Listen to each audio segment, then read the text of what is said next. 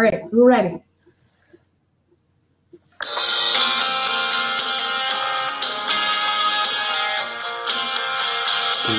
Great song.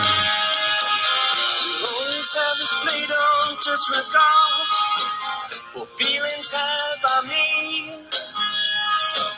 And now you're gone, thrown on in the yard for everyone to see. So this is a local band, the Small World Band by a friend of mine, Tony Small, and they gave us permission to play their music on today's show, Kim. Great band down here in Southern California, and a big hat tip to the Small World Band. I shared their Facebook link over on the right. But the key, and you said it, is that they gave you permission to use it here, correct? And they wanted us to. It was easy. It was one email, and it was 2 thumbs up. Here's the MP3. Go for it, Mitch. Thank you very much. I mean, and it's a great song and a great band. Yeah. So the interesting thing I think is that lots of times when you can find great music, if you just reach out and ask, they're more than willing to do it for the exposure. Absolutely. I mean, musicians want their music. Yeah, absolutely. I mean, obviously, Beyonce is probably not going to say yes.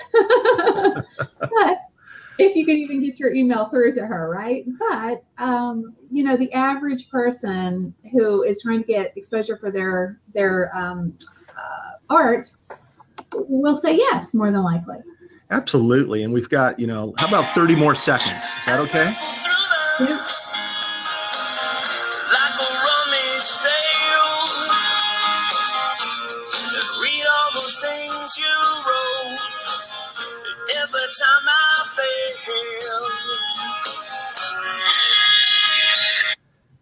I just think that's so cool. Music brings so much to live streaming and to social media. And it's interesting how many people, when you reached out to chat with me about doing the show, Kim, it's interesting how many people embrace and use music to start their live streaming, to do their social media shows, but they're not really aware of all the legal issues, of all the copyright issues that are involved. And I think people need to be.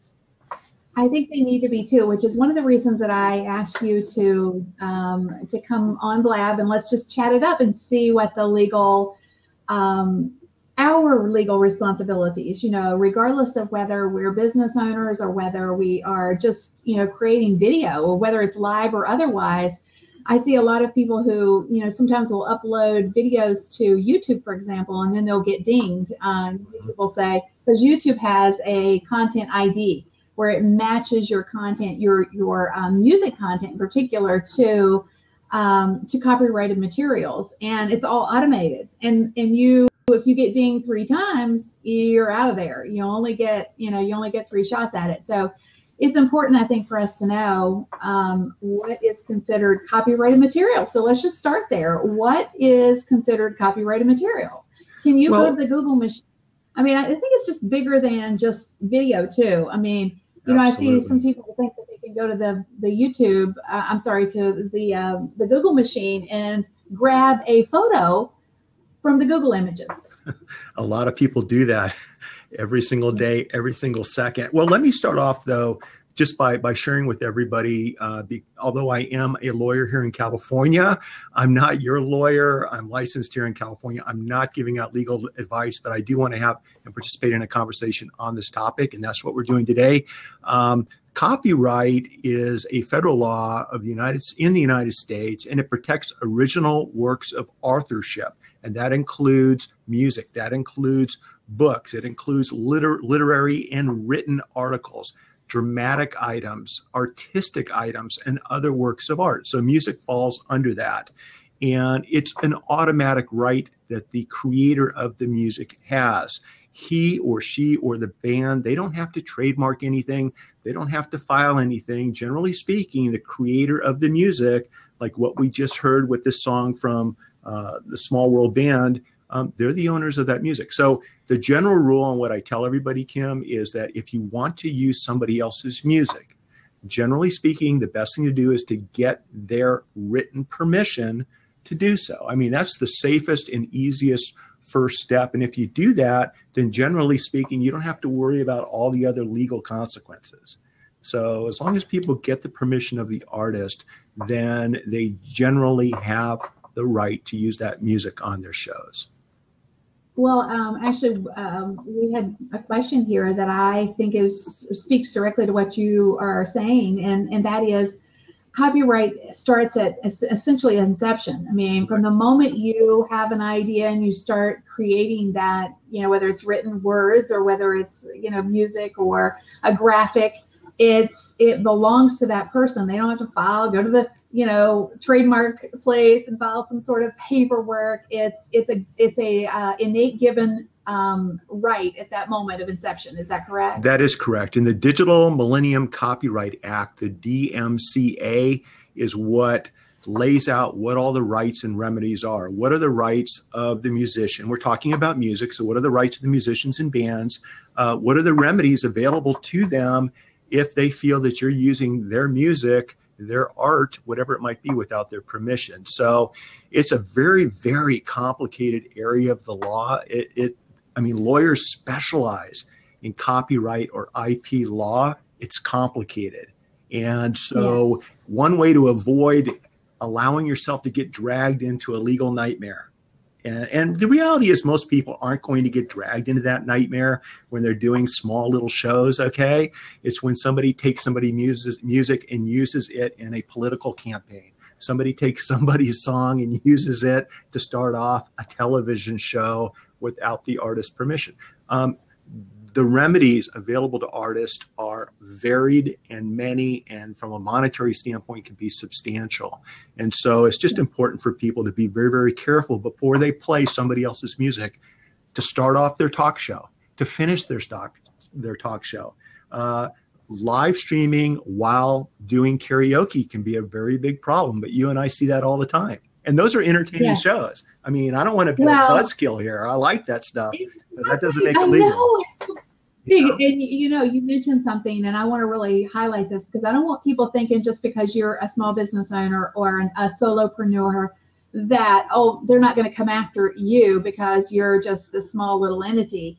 When the reality is, yes, they can, and yes, they will if they want to do so, if they want to pursue it. I personally feel like, why would we put ourselves in that position of getting into legal hot water? Because the reality is, most of us don't have the financial resources to fight somebody who has a copyrighted song. To your point, though, I see a lot of live streamers who are opening up. They've got their their radio on, or they've got something playing on their computer, and it's popular music, mainstream music, not just like a random, like you've reached out to somebody who you thought had this. They're an up-and-comer. It's not that kind of music at all. It's like, popular, top, 10 kind of music, right? Right. And yet they're opening up their broadcasts with this, and they're bopping and they're lip syncing, and it's fun. I love it. I love when I see that. I know. But the problem is, it's a problem. Yeah. Right? The problem is it can be a big nightmare. It can be a huge can of worms that you may not want to open up. Now, the reality is a lot of new bands are encouraging people to play their music. They want it to be shared. They get the power of social amplification. And I think those are really smart bands. As a matter of fact, the Grateful Dead has always had that philosophy. You could show up at if you talk to David Merriman Scott, he'll tell you, and he's a hardcore Deadhead, you can show up to the Grateful Dead concerts and they want you to film, video, record, and share it with your family and friends.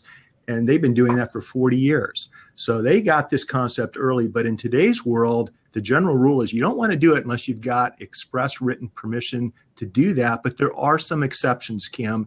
And those exceptions, since you brought up, playing music at the start of a show, it's called the Fair Use Doctrine. The Fair Use Doctrine does allow for some exceptions for you to use other people's copyrighted material, including music. The problem is the Fair Use Doctrine is not a black and white type of rule or law. It's a really, really gray area. I'll say in Fair Use Doctrine cases, oftentimes the parties that win are the parties that have the better lawyers. Okay. And so you don't want to find yourself in that type of environment. But some of the exceptions to what we've talked about that fall under the Fair Use Doctrine are if you're using someone's copyrighted material, and music doesn't apply in all of these situations, but if you're using that material to criticize, to comment, for news reporting, for teaching, for scholarship purposes, or research, then the general rule is it's not an infringement on somebody's copyright. So there you go. If you're doing a show that falls within one of those, one of those areas, I don't know, maybe you're okay. That's not legal advice, but but it goes back to, do you really want to fight it? I mean, do you want to spend it? Somebody ultimately says, hey, you have violated my copyright, and oh, by the way, I can afford to sue you. Do you want to go there? So, right. So question: if somebody is, just playing 15 to 20 seconds of a blurb of music, where they open up their broadcast, is that still a violation? Unless it falls under one of the fair use doctrine exceptions, unfortunately, as a lawyer, I would say that it is. But once again, will anybody pursue a claim for that small violation? I don't know. It depends. That's just not something that you really want to roll the dice on. And that's why I actually took the time, even though I know Tony Small, Anthony Small is a friend of mine, and I went out and I asked him, can I play your music at the start of today's show, just to try to make a point? And I wasn't going to do it unless he told me it was okay to do so. So you got to be careful. Well, speaking of that, what constitutes permission? I mean, what kind of permission? Do you need a written document? Is an email permission okay? Is let's see, what's the name of that brand? There's a brand out there, and the Marriott. The Marriott has a user-generated content strategy right now, to where if they see somebody's user-generated content and they want to share that, they reach out to them and they say, respond with this key phrase, right? Is that valid? I mean, does that stand up? Look, I think the amount of time and energy and money you want to put into getting somebody's permission or written release to use their music is dependent upon the size of your project, right? And so I would suggest the smart way to go about things is to always confirm permission in writing. Generally speaking, an email type of permission is fine, as long as it's clear and concise and it lays out exactly the terms of use, when you can use it, how long can you use it. There's no misunderstanding for the purpose of the use, and that's where I see a lot of issues. Somebody might get permission to use a song, and the artist feels like that song is going to be used for topic A, but in reality, that song's used for topic B, something that artist doesn't support, doesn't want to be associated to, and so they didn't give permission for that specific use. So the more clear and concise you are with the permission that you're granted, the better you're going to be from a legal standpoint. I mean, look, listening to music, looking at pictures, a picture's worth 1,000 words, right? Well, you know what the 3 favorite words of a copyright lawyer are? Cease and desist. And so you don't want to get those 3 words in a certified letter delivered to your home or your business. It's just smart to get permission in writing ahead of time so you don't put yourself in that position. Well, I noticed that someone was asking about, well, wow, I'm just a small broadcaster, I'm never going to get caught. But I want to address that real quick, because I have a friend who was at a Taylor Swift concert with her daughter, and she didn't even really, she didn't broadcast Taylor Swift's at all. She was broadcasting herself and her daughter, sharing that they were at the Taylor Swift concert. So there was no violation technically at all, because she wasn't sharing her music. She was just sharing the experience of being there. But she got her Periscope account shut down because Taylor Swift's people are all over that stuff. They're all over it. You think, well, geez, I'm just a small fish in a big pond. How in the world could they possibly, catch me? But they have their ways, people. They have their ways. Some artists are more, diligent about, pursuing those copyright infringements than others. Graphics are exactly the same. I mean, there are actually, and to go back to just a second before we get to graphics, like YouTube, for example, it's built into their algorithm. They have a program that goes out and like looks at all of this content and it says, oh, ding you, because your music is not only, it may not be a violation, but because it's so similar to something that is copyrighted, they get you. And graphics are exactly the same. There is like, programs out there that go through, Yes. thousands. Oops, you froze up, Kim. Can you guys hear Kim, or did she freeze up for you too? Frozen. So along the lines, Kim, why don't you make me a host and then refresh? That's probably the best way to do this. And while Kim is coming back in, it's interesting when you look at Taylor Swift, although her team, they're diligent about following up on all of this, here's a little secret. It's actually her legal team. Her law firm is the entity that's really making sure that everybody is crossing their T's and dotting their I's. And that, coupled with the new software, the digital protection that's available, is basically monitoring what's being used online 24/7. That's how the improper or illegal use of someone's music is being determined. So it's something where you really want to be careful with what you're doing. And boy, your timing's great, because I just wrapped up and followed up on your comment, Kim. And so it's something that, with technology and with legal teams and with the zeros involved with this topic, the reality is, unless you've got permission, and if somebody wants to hold you accountable for using their copyrighted music, then they can do it, and it's not complicated. A friend of mine's a very well-known, he's one of the top 100 entertainment lawyers in LA, okay? And he's got some very well-known clients. And I will tell you right now that more so than ever, entertainers now appreciate the value, the long-term value of their music, of their work, of their films, and they're protecting their rights more so than ever before. Some law firms have new departments just to preserve those rights. Yeah. And so rather than, it's easier now. I'm sorry, I didn't mean to interrupt, but it's easier now to rip people off, right? It's easier for us to have access to their content, and you hate to say rip them off. It's borrow. It's maybe, I don't know. I don't mean it like, we're intentionally thieving. Right. But technically, that's what we're doing, I guess, when we're taking or borrowing people's content without permission. And I think sometimes we don't even think about it. And so, I just feel like, wow, from a standpoint of why would we get ourselves into the hot water?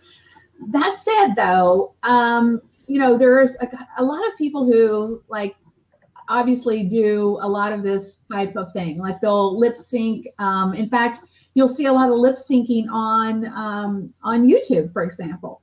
How do they get away with that, in your opinion? I mean, to popular content, do you think the majority of them have access to, and in fact, that leads into another question, kind of, is there a place where you can go to purchase copyrights en masse for kind of popular content? Is there like a generic copyright place that you can say, hey, I'm going to go to this website and I'll be able to search for the video or the music clip that I want to use? Or is there like an overarching, I know this, I'm going on and on about this, but is there some place that you can go make that happen? And I'm so glad that you brought that up, because I'm looking at the comments. We have, I'm not a digital expert. I'm just a trial lawyer, and I've been doing this for 30 years. And I'm looking at the comments over on the side, and we have some very experienced digital experts over there that could probably answer this question better than me. But the fact of the matter is, Kim, that yes, there are platforms out there where you can go and you can lease, you can purchase, you can download pictures, videos, music, songs. There are platforms that are evolving that are allowing you access to some of the more popular songs, not the top 10 songs that we're hearing today, the songs that you and I know. If I played a song, you'd know it, maybe from a commercial or maybe from a movie or something, where yes, you can actually acquire the rights. And oftentimes for songs that you and I would know, it's very expensive. but you can acquire the rights, and I don't have the links with me, but you can acquire the rights to use those for your products and services. Looking at some of the comments, Ken, and so use those sources. I'm seeing some suggestions over here, Creative Commons. There are many sites out there that you can use. You know, the problem that I see, Kim, and the cases that have come to me where people have run into issues or problems are when, like you described, they're going to a concert and they're live streaming that concert, that MMA fight, that heavyweight boxing fight, that presentation from a well-known keynote speaker at an event that's closed that people are paying for without permission of the host of that facility. I'm seeing issues and claims and litigation and demand letters stemming from those types of situations. And oftentimes my prospective clients will tell me, I never thought that doing that was wrong. Yeah. I mean, they really haven't thought it through. So what I tell people is whatever you're doing in today's world, you know, most of us have this in our back pocket. And whatever you're doing, just because you can pull this out and press a couple of buttons and go live and shoot an entertaining Snapchat, Facebook Live, Periscope, Blab, whatever it might be, that doesn't mean you have the legal right to do so. And so think before you click, think before you push, and that will save you a lot of headache down the road. I agree. And there is also a difference. And somebody asked the question again about the 30 seconds. No, 30 seconds, it doesn't matter if it's 1 second or 30, it's still a copyright violation. There is a difference between Creative Commons. You know, from a Creative Commons, that's a, you know, kind of an assignment to content. It means that people have basically said, hey, go use my content. You know, I'm totally okay with it. And there is a difference between that and royalty free. The term royalty free is such a misnomer in my opinion, because technically royalty free doesn't usually mean that it's royalty free. It means it has a certain, in my opinion, you can explain a little bit more, but usually you're purchasing that piece of content for a very specific usage. And it does have some very, like, you know, that's one of the things, like lots of times when we, and I'll just share a quick story with you because this bit me in the tush. I bought a graphic from a photo host, you know, one of these photo, you know, like a Deposit Photos or a iStock photo place. And so I bought a photo that I used in a book design that I did for a very popular author. And this was probably 5 to 6 years ago. And of course, he was selling that book, right? I mean, this was a big deal. But because I was not aware of the fact that I couldn't just pay, you know, the $7 for this graphic, I had to buy the rights to that graphic because it was a different designation if he was selling that, you know, if that graphic had been used and he was making money off of it. So that ended up costing me about, you know, $600-700 because I had to go back and, you know, ultimately buy the right copyright for that particular graphic. So when you purchase graphics, you have to make sure that you are purchasing them for the designation that you intend to use them for. So, you know, good lesson. It's good. That's a great lesson. And here's probably one of the biggest takeaways that small to medium-sized business owners need to know. When you have your staff, when you have people in your company and it's their job to go out and secure music for your show, make sure they don't make that mistake. In other words, make sure that they're following the rules and the music that they bring back to you is music that you have the right to use. That's the other big issue I see, Kim, is you and I may have the right mindset while we're producing next week's show, okay? And in good faith, I may have delegated a task to someone out front to get the rights to that song or that book cover. And what they think they've done is insufficient. It's not enough. So make sure everybody on your team understands the rules and regulations so that we don't have any problems. Real quick, let me just go through what an an owner of a copyrighted song or book or anything else what their rights are, because if those are their rights, then they're not your rights. And I think this is just another way of kind of looking at things, and it addresses some of the questions and comments over on the over in the chat.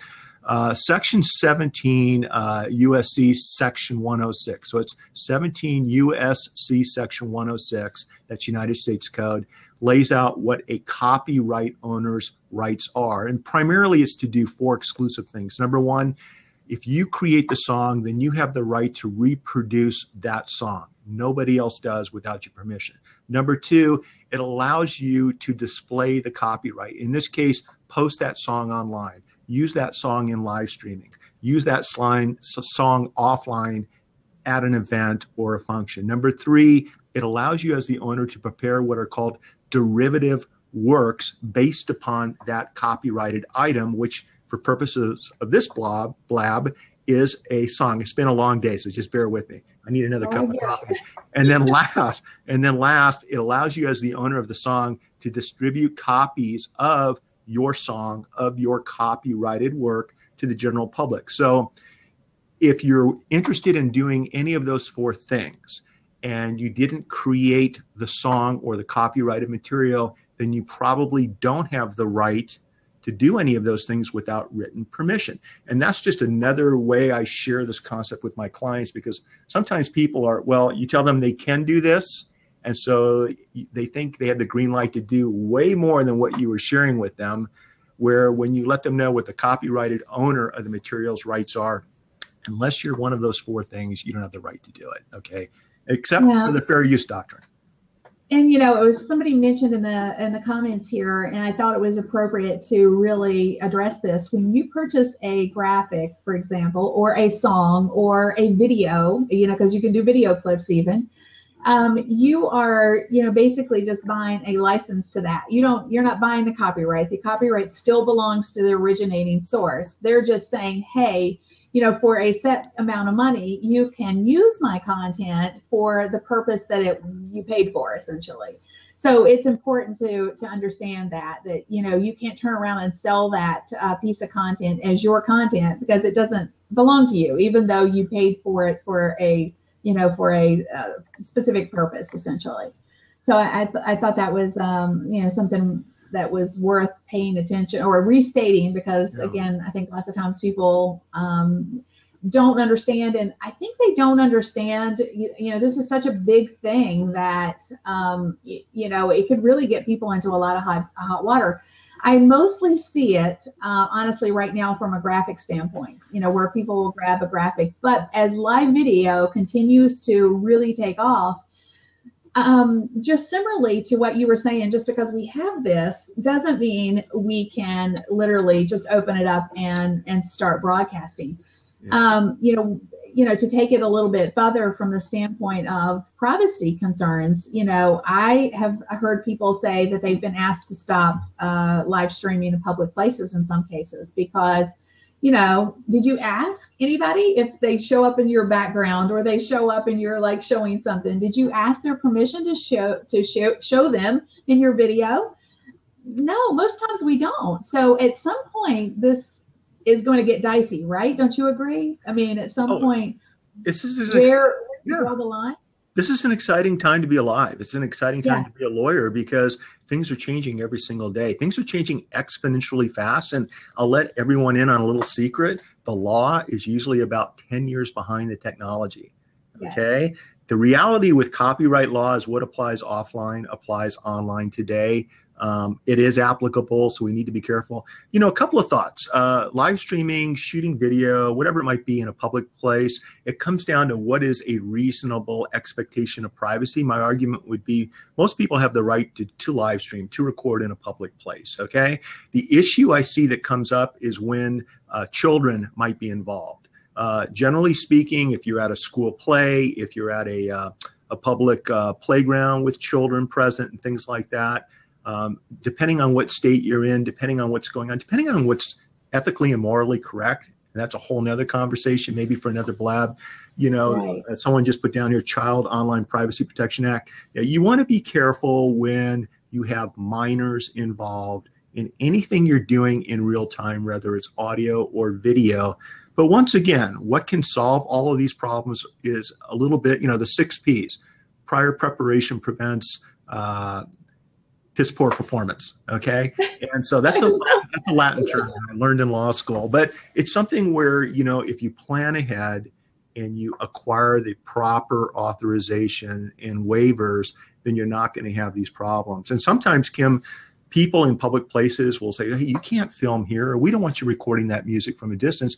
It's because they don't understand what your rights are. You're not doing anything wrong, but they're making a mistake as to what your rights are.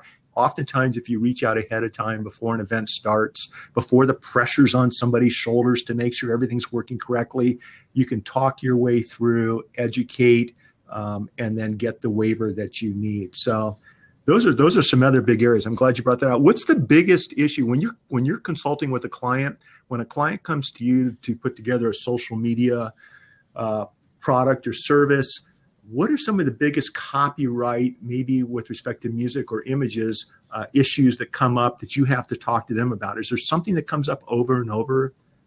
Well, honestly, before we ever get there, it is, they're still concerned about how it's going to, work for their business. That's usually the very first hurdle that you have to jump is, and then the legal issues start to pop up, like things like, if they have a place where they intend to broadcast, that's not obviously an issue. But if they're out and about, and they're, concerned about like live video, location specific issues.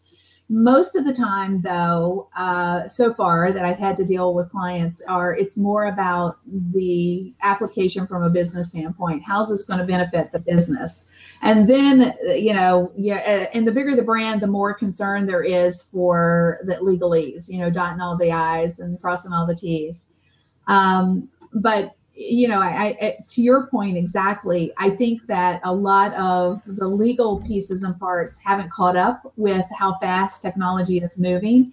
I ultimately foresee that we'll probably see a lot of intricate and fascinating lawsuits as we move forward around, things that have happened in the live streaming space.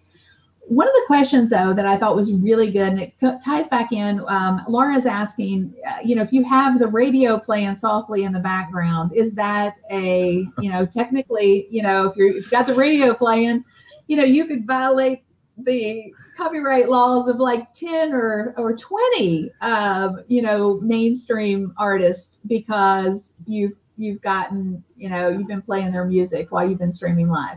What say you? Yeah, well, what say me is subject to the earlier disclaimer that I'm not giving out legal advice.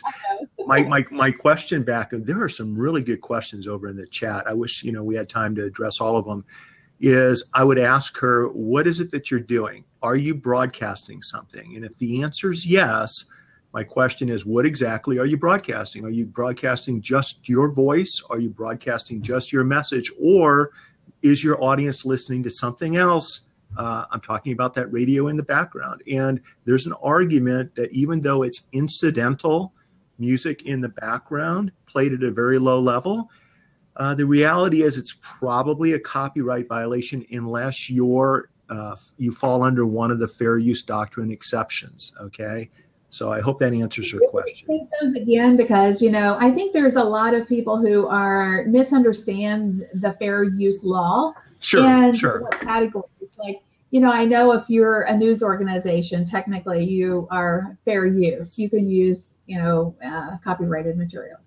It's like I said, it's a gray area. It's not black and white. Whoever has the best lawyer normally wins in this area, so keep that in mind. But the fair use exception, it gives the exclusive rights of the copyright owner. It extends those to people who can use the copyrighted material. It falls under Section 107 of the Copyright Act. That's 107 of the Copyright Act, for those of you that want to Google it. And the purpose of the fair use doctrine is to allow for limited and reasonable uses of copyrighted items as long as the use does not interfere with or impede the copyright owner's rights. What does that mean, right? I mean, does it or does it not? But there are 4 exceptions. And what it says is the use of reproduction for purposes, the use of using music, for example, or someone else's copyrighted material for purposes of criticism, for purposes of comment, for purposes of a news reporting type of show, teaching, scholarship, or research is not an infringement of copyright. So those are the 4 or 5 areas that you want to look at. The key here, and what I see litigated quite often, is even if it falls within one of those exceptions, let's say news, okay? So it falls within news. The backup question is the use of that copyrighted item, does it interfere with or impede the copyright owner's rights? So, if you're looking at interviewing an author of a book and you're using the cover of their book to help promote your interview on Blab, which a lot of us do. If you're using their book to help promote the show offline in flyers and brochures and maybe, at the local schools, whatever it might be, if you have an affiliate link through Amazon so that when people click on that link and buy the book, you're earning a commission, and you're generating that commission by marketing the cover of that book under the pretext that you're going to be interviewing that author in 2 weeks, I think that would probably not fall under the fair use doctrine because you're impeding with that copywriter's owner's rights of making a profit. Now, you see how that's such a gray area because, Kim, your next book, I want to market it and help promote it and get you on Blab, and let's have a great show and sell 10,000 copies. Oh, by the way, between now and then, I'm going to be earning my Amazon affiliate links on the side, which, by the way, everybody, I don't even think we can do that in California anymore. That's a whole other topic. But you see how it's a convoluted issue that many people really don't think through. The reality would be most people wouldn't care. I mean, I wouldn't care if that was the case, but you're right. If anybody ever got sticky about it, it would be a problem. And to your point exactly, how many of us get a testimonial and we say, oh, there's a testimonial there, that's their quote, they said I was awesome, but we'll go grab a photo of them and not ask for permission for that photo? I don't know anybody that does that. I'm just saying. I mean, I actually got called on that one time by somebody who was high profile who gave me a great testimonial. And, honestly, he was right. I mean, I appreciated the testimonial, but I did not ask for permission to use the photo before I put it up on my website. So think about things like that, guys. And that's my whole point in asking Mitch to talk about this, because we don't think. I have done it myself. We just don't always think. And if you can, it literally just takes just one extra step in many cases for us to actually get permission for that piece of content.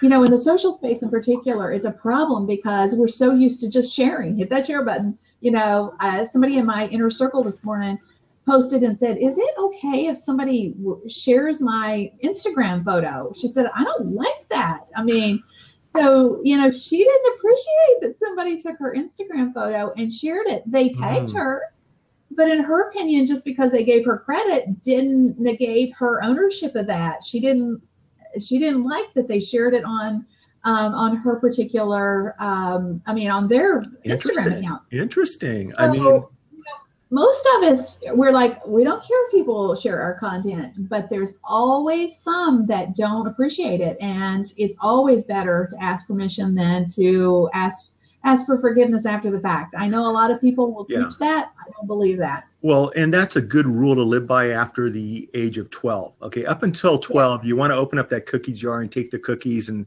suffer the consequences later. But once you pass 12, it's good to get permission first. Here's an interesting thought, and another big problem I see is imagine people taking a picture of our Blab right now. Okay, they're taking a screenshot and they're sharing an image right now on Snapchat and Instagram. What are the rules and regulations? Are there copyright violations? Okay, is this your show? Is it Blab show? And what I encourage people, if you have the time to do so, and I don't always do this, I rarely do this, but read the terms of service agreements. Read the TOS agreements. When you sign up for these platforms, when you sign up for Instagram, the terms of service agreements lay out what you can do with your images, with your video shows, what visitors and other people in your audience can do as far as resharing them. Most of the social platforms allow for the resharing of an image that you post, okay? You're waiving certain rights when you post it to your Facebook page or Instagram account. That doesn't give you the right to post somebody else's copyrighted material. And there's another issue, okay? Say I take somebody's copyrighted material and I post it on my Facebook page, and Kim comes along and reshares it on her Facebook page. I mean, you know, and yes, that opens up a whole can of worms that can be avoided by the initial person first getting permission before posting. So it's a fascinating. It's so fascinating because it gets deep, because sometimes you can't figure out where the content originated. I mean, how many times have you seen something that's like, you know, gone viral, and who started it? Somebody started it, but no one knows where it started, right? So giving credit to the originating source can be really, really tough sometimes. And just because you give credit doesn't absolve you of the fact that you didn't get permission. So it's a terribly gray area. And at a certain point in time, you're like, where do, you know, it's tough. So it's really tough. And the other big issue, Kim, is when artists, when they have an image or they have music and you acquire the rights to redistribute that on your shows, and that's what we're talking about.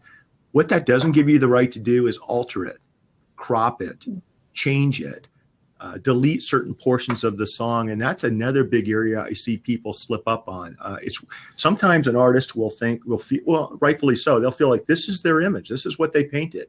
And for you to crop it and only show a small part, you've altered their copyrighted material. And so you need to be careful about that too. If you're not familiar, look, I mean, the lawyer in me would say, if you don't know the source of an image that, or a song or a video that you're posting, the lawyer in me would say, then don't post it. Now, the realist in me, and you and I have been on social for a long, long time, I understand how these things work. And you just have to be careful with the decisions that you make. Yeah. Like I know, probably a year and a half or so back, someone notified me that a ton of my graphics, because I created a lot of visual content for my fan page and for Instagram in particular, and that someone had all of my, a ton, not all, but a ton of my visual content on their fan page. And lo and behold, I went and looked, and they, you know, because I put my logo at the bottom of all of my graphics, they had cut every one of them, you know, just cut them, the ones that they could, and edited them essentially and passed them off as their own. So, you know, I went to their website, and lo and behold, they had a phone number. I pick up the phone and I call, and I'm like, hello, this is, you know, Kim Garst, and I think we got a problem. Of course, they said, oh, I don't know who did that, but, you know, we'll take care of that. So they ended up removing them all. So to go back to your point, you know, even if you have content that you feel has been violated, usually, you know, if you reach out, they will cease and desist. I mean, usually, because sometimes people, it just goes back to what we're talking about. In some cases, people simply do not know. I struggle to believe that person, considering that they had ripped off so much of my content, didn't know what they were doing. But, you know, sometimes people just don't understand that, you know, they can't just grab somebody's content and, you know, clip it or reshare it, or they just don't know that they're not supposed to do that. So usually, you know, with a simple message to them, they are, you know, they'll say, oh, I'm so sorry, I didn't realize, and, you know, it'll resolve itself. So, you know, because I think that's a problem across the board, is there's probably a ton of people, regardless of how your exposure in the social space and how big your communities are, that have had, you know, their content stolen. You know, it happens all the time. Well, I tell you what, Mitch, if you don't mind, I'm going to open up the seat and see if we can, you know, get a few folks in and see if anybody has any specific questions. I would like. I know we had There's tons a lot of questions. There are a lot of questions. Yeah. All right, let's see. John, let me get you on in here. Hey guys. Hey John, how you doing? Hey, great. I'm not driving. I got somebody else driving, but I was watching the going down the highway. Hey, You're thanks for having froze. me. One thing I wanted, it's great content, by the way. Listen, one thing I wanted to add is I did and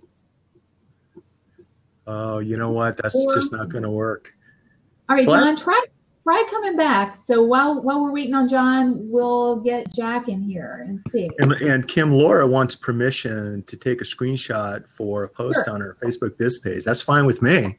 Go What do for you it. think? All right, I'm go good. for it, Laura. Hey, Jack. Smart, Hey, how are you? smart. Yeah. Hey, How Jack. are you? How are you, Mitch? Good, sir.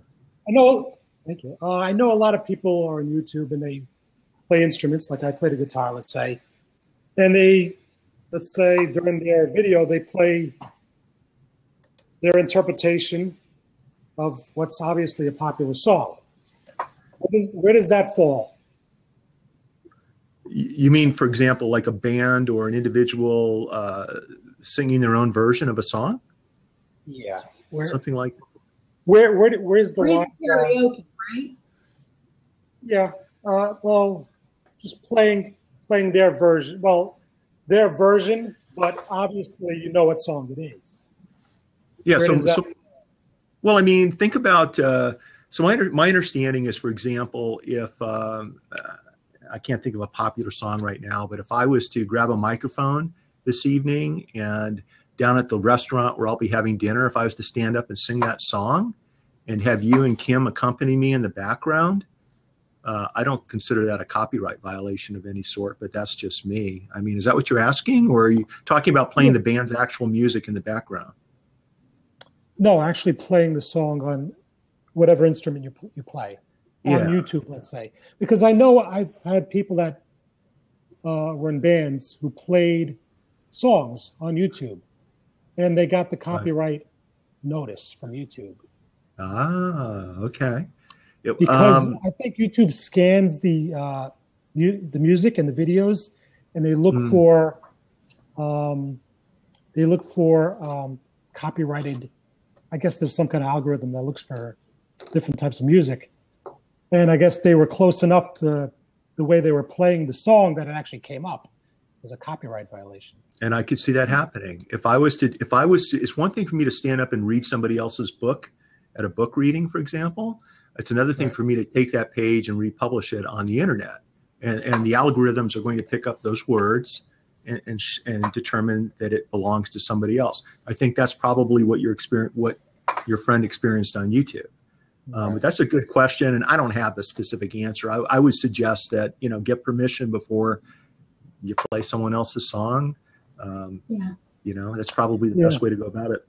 Sure. I mean, it's all over YouTube. I mean, there's literally hundreds of thousands of people, playing songs on YouTube. Oh, I know. But the reality is, there's a new mindset in business and with artists, and I think smart business people are encouraging the distribution and amplification of their music and of their work. In my opinion, those are the smart people. So we're going to see the laws change eventually, but we're not quite there yet. Okay, thanks a lot. Appreciate it. Thanks, Jack. Thanks, Great Jack, for question. jumping in. All right, John, we got you back. I'll be back. I went from Verizon to AT&T, so I'm back. Fantastic. Thanks a lot for the content. Hey, I just had one quick story regarding copyright. I'm a photographer up here in Oregon, and did a music video, like a promo video, and it was a Jason Aldean song called She's Country. And no matter how I mixed it, I just couldn't come up with any better words. So I ended up calling Broken Bow Records on the phone. Like, I picked up the phone and somebody actually answered. I emailed and everything else. And somebody answered and said, "Oh, you need to talk to Jack. He's in charge."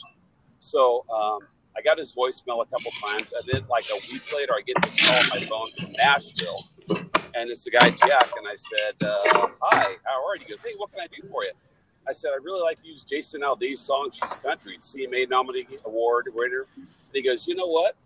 What do you want to use it for?" And I said, "Just a promo video of me and my photography and behind the scenes." And he said, "I really appreciate you calling and asking instead of just doing it. So I'll go ahead and grant you a 5-year license, and I'll send you over, and they'll send you the certificate." And so I got this copyrighted deal for free. I said, "Well, how much is it going to cost me?" And he goes, "Since you called me and talked to me, it's free." So sometimes just reaching out, talking to the record label, asking, Love it. he gave me a full light. I got it on my wall, and I could play that on any social platform I want. So For the next 5 years? You got to ask. For the next 5 years. That's pretty awesome. I love it. Great story, John. That's instead of just saying and begging for forgiveness after and saying, "Ooh, I didn't know," ignorance of the law is never, okay. Just because we don't know, it doesn't absolve us from the responsibility that comes with that particular law. Absolutely. And actually, YouTube took it down. YouTubers like, "Hey, this is copyrighted," and I'm like, "Hey, I'm going to dispute it because I have something that says it's not," and they put it right back up. Good for you. That's a great story, and thanks for sharing it, John. That's a perfect example of doing the right thing and what that happened. Thanks, John. Be careful out there on the road. Thanks for hosting. All right. All right. Bye-bye. Hey, Sandy. Hi, Kim. How are you today? Doing great. How are you? I'm great. How you doing, Mitch? Sandy, I'm doing well. I love the mobile broadcasting right now. That's awesome.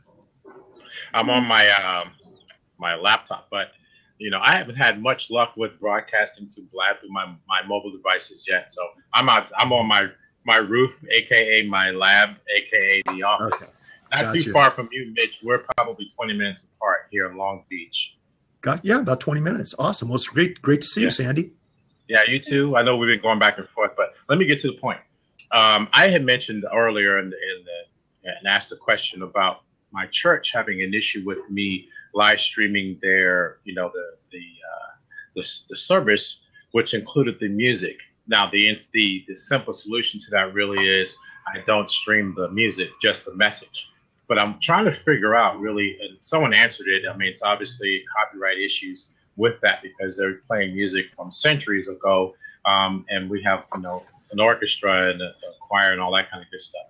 So I'm just trying to figure out, is there a way around it outside of, going to each one of those, copyright persons or the artists and saying, or whoever, and saying, can we use your music at the church? Because it has become an issue. It was kind of my ministry at the church, and now I've pretty much just backed off of it altogether. So I'm just trying to now just figure out a solution. I know Kim is a big proponent of church and ministries and such. She probably has some good insight into it, but I guess the two of you really have some ideas what I can do.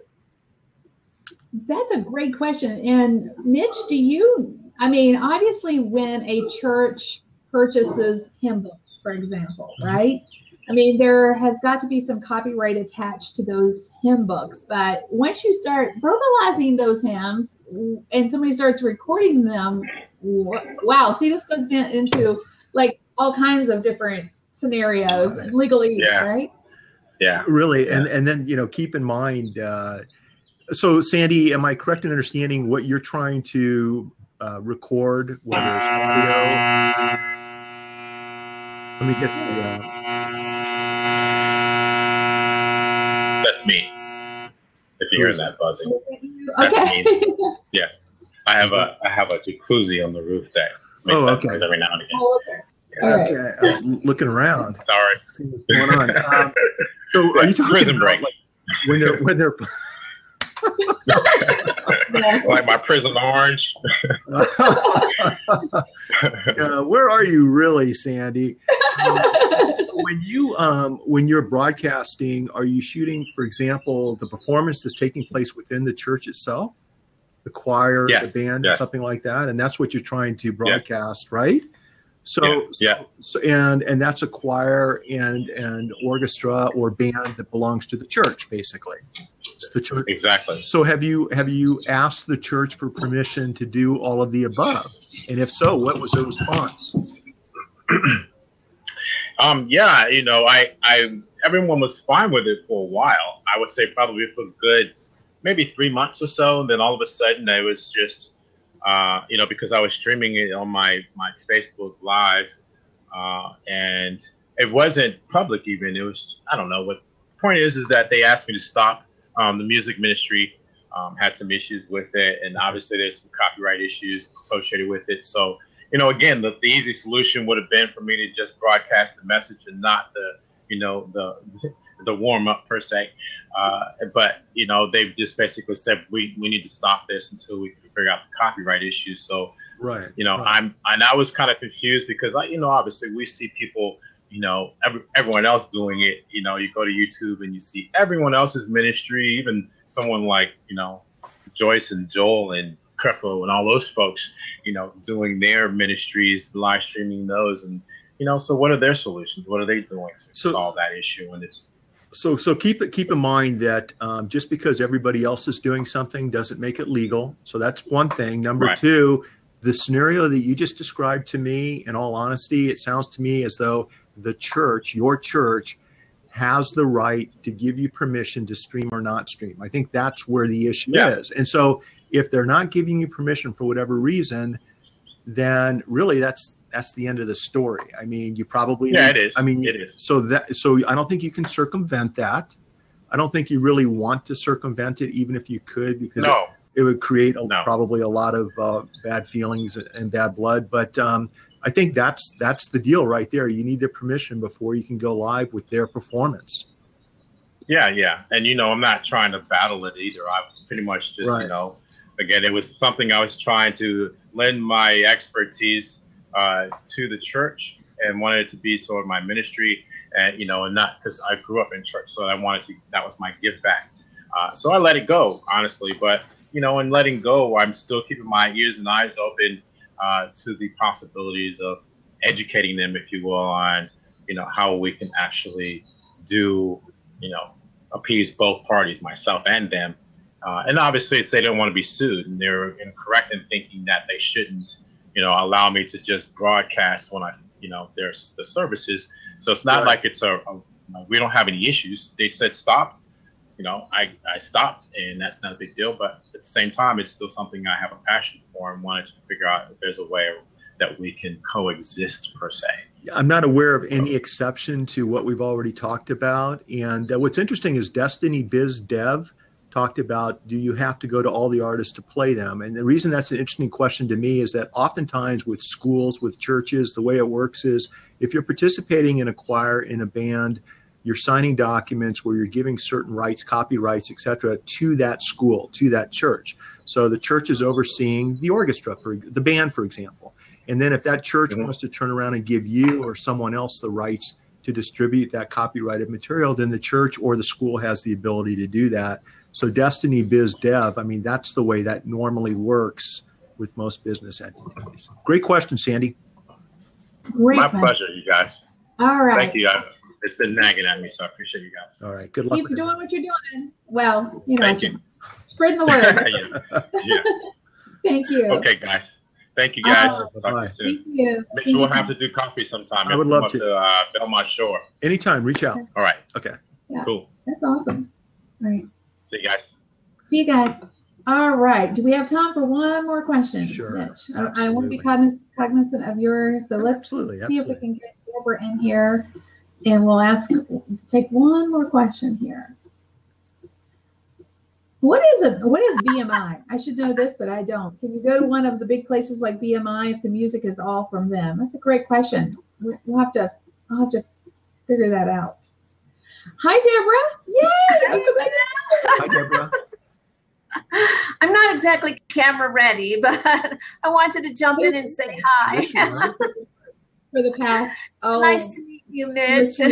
Nice to meet you too, Deborah. So my question is, when I'm a speaker, and I've heard other speakers, that when they're getting ready to run up to the front of the room, play music. Yeah. And it's popular music. So what I'm understanding now is I can't just play that music. I need permission to play that music. Is that correct?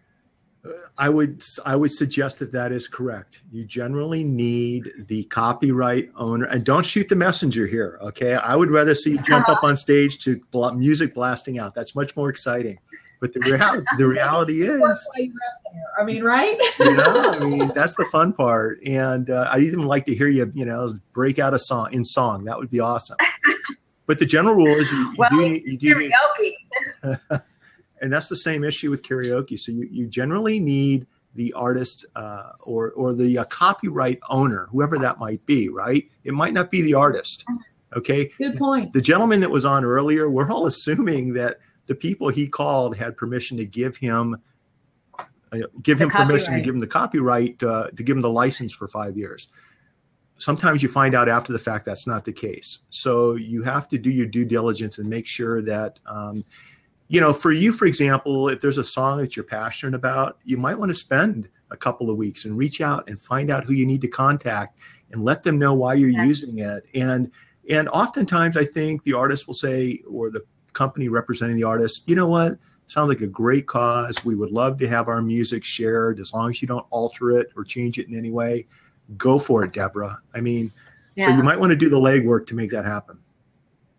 Is that a similar thing, like if I'm doing a presentation? Well, once I did a Google Hangout, I was a guest on someone's show, and we had people do an exercise. And while they were doing the exercise, we played music in the background. I love it. But I love it. It was a popular song. And later my colleague said, ooh, you know what? I'm going to have to cut that out. If I can't post that on YouTube or, And it was innocent, like you've been saying. But I guess you've got to dot your I's and cross your T's and check all that out before you use it. That's what I'm hearing. Yeah, and one reason I wanted to jump on today's show is that, ignorance of the law is no excuse, okay? And this is complicated stuff, even for me. It's complicated stuff. And if you fall back to the premise, do I have the artist permission to play his or her music on my show? And if the answer is no, then my advice would be then don't do it. And that includes in the background during exercise, during athletic events, during GoPro videos, that we all love to watch. I mean, unless you've got permission, don't do it. Yeah. It's just not things like quotes. Somebody once told me that they got shut down for using a quote that was from Oprah. We all create memes, and my memes a lot of times have my own quotes, but they'll have quotes from Kim or some of our other colleagues. But it's just a quote, and to me, that's always been okay. That's fair use. But like I said, I've heard of people that were shut down for using somebody else's quote, even when they gave credit to who that person was that they were quoting. And it's so just popular. because you get credit doesn't necessarily mean you didn't get permission. You're just giving credit. So lots of times but it's a quotation. So if you pull a quote out of a book, it doesn't matter, Deborah. It's still copyrighted material. Anything, and that's why if somebody decides to pursue it, they have the legal right to do so, and they're right. So, like if I say something right now that somebody wants to go quote, technically, if I wrote it in a book or, if I'm known for saying that or, whatever, like it's still an original idea that as soon as it was generated, technically holds a copyright.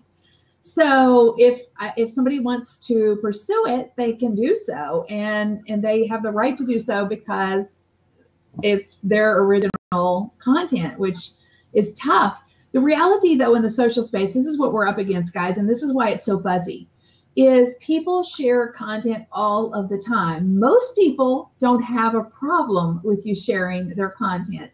Like if I say something and you want to tweet it, or I call them tweetable moments, go do it, please. You will not offend me in any way.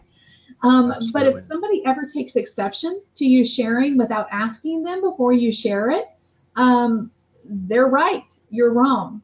And so it can be dicey. And I think that we have gotten so used to hitting the share button or taking something that, is cool that we can relate to and sharing it, even sometimes without credit, because we don't know, sometimes we give credit if we can find the originating source. That still doesn't really absolve us of, it's still like a gray area to Mitch's point. It's tough. It makes me want to stop. Yeah. Because I do that. I'll admit I do that a lot. If I'm hearing someone speak, and I'm at an event, I create word swag. I take their quote, put their name in it. But now you're saying, ooh, be careful. We all do it. I mean, I can't tell you how many times I've been at an event and I've on the fly created visual content, And again, most people love it because they're like, wow, somebody's quoting me. But if you ever run into a tush, right, then you could get yourself into some hot water. So it's better to be educated and err on the side of caution always. Yeah. Well, that's the best advice of all. And I think my take on quotes is a little bit different as long as there's proper, what's the word I'm thinking of? Acknowledgement of the attribution of the person who gave the quote. But that's another blab for another topic because it's really complicated stuff. And I just shared a quote this morning on Instagram. Just, Deborah, what you just described, a quote by Winston Churchill, okay? I'm not too concerned about it because it's a great quote. And it is what it is. And if somebody wants to, I don't know.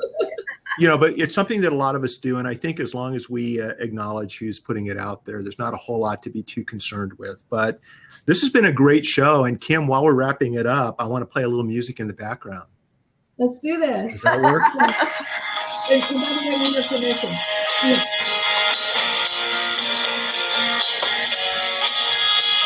So this is a Small World Band over on the right. You can find their Facebook page down here in Southern California. Connect with them, listen to their music, and get their permission before you play this song on your next blab. Are you in that band, Mitch? Is it your band? I'll tell you what. If I wasn't a lawyer, okay, there's two things I would love to do. One would be a professional motocross racer. I've rode and ridden and raced for 38 years. The second thing would be I'd love to be a lead singer in a band, a rock and roll band, if I could sing. Okay. That is so awesome. I'm just saying. So no, I'm not, but I wish I was. Maybe when I figure out what I want to do when I grow up. I'm telling you, right? I want to ride snowmobiles when I grow up. Oh, well, we can do that when you're out here in the winter. That's easy. You'll enjoy that. But guys, this has been a blast. Kim, I really appreciate you having me on. Thank you so much for sharing your expertise and for all of you guys for hanging in there with us and asking questions. Hopefully you got some great value from this. I think the big thing is to realize that content has a copyright at the moment of inception. Always err on the side of caution before you decide to use it. And ask permission. Just ask. Because most people don't care, and they'll give it to you. What she said. And take care. God bless. Thank you, Mitch. Right, Deb, you're welcome. Thank you. Guys. Thanks, guys. Bye-bye. Thanks, everybody. Take care.